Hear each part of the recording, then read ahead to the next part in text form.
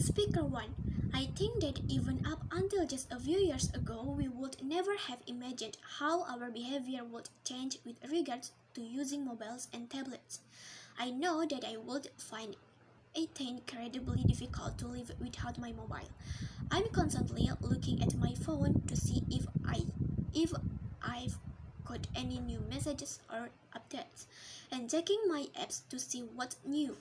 I wouldn't say that I post my life online, not like some people I know, but I do like to keep up with what people are up to, friends, family, and even other people I know but maybe have not seen for years, like old school friends, and checking out photos of what they look like now. Speaker 2. In a way, I think it's quite funny what we are always worrying about teenagers and young people becoming obsessed with online communications. But if you ask me, we need to worry just as much about adults. At the office where I work, even when we have a break, nobody talks to each other unless they absolutely have to. Which is a sorry state of affairs to say the least. Everyone's too busy checking their social networks and sending messages to have time to communicate face to face.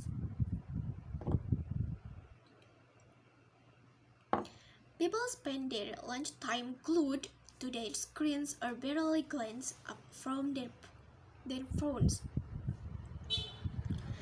Even during meetings, people cannot resist subtly checking their phone.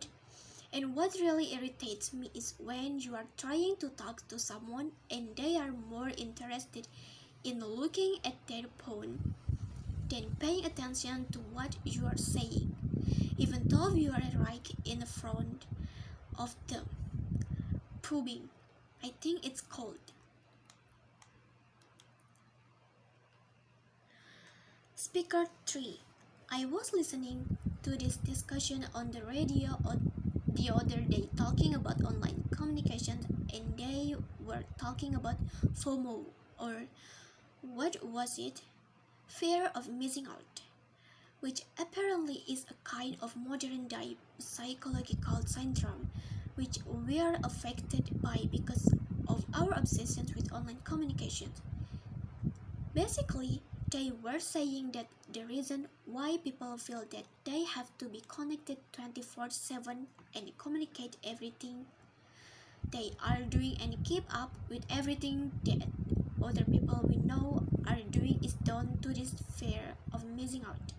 We are worried that everyone is having more fun than us or doing something more exciting than us.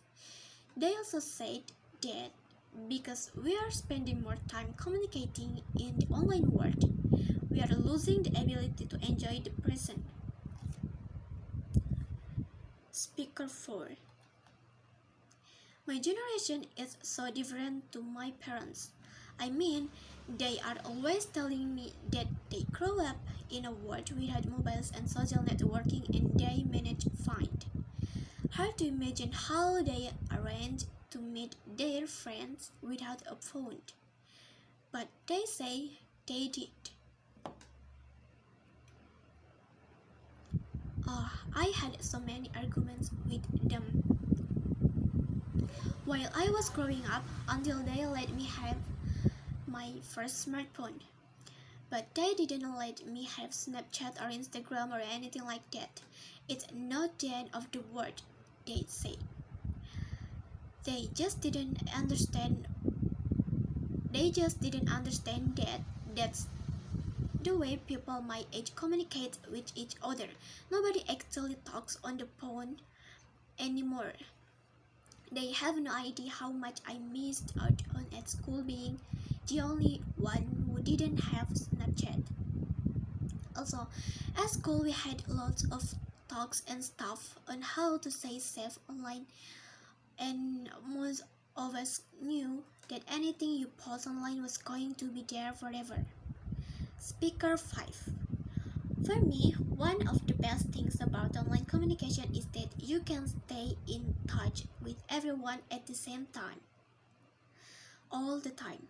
You know exactly what's going on, when and where, so you never miss out on anything. I love the fact that you can update all your friends on what's going on in your life, and they can respond immediately with a like or a comment. So you feel like you are together with people, even though you might be completely alone sitting on a bus or at home. I share a lot of photos, but I only post up my best edited shots. I hate it when people I know post photos of me not looking my best.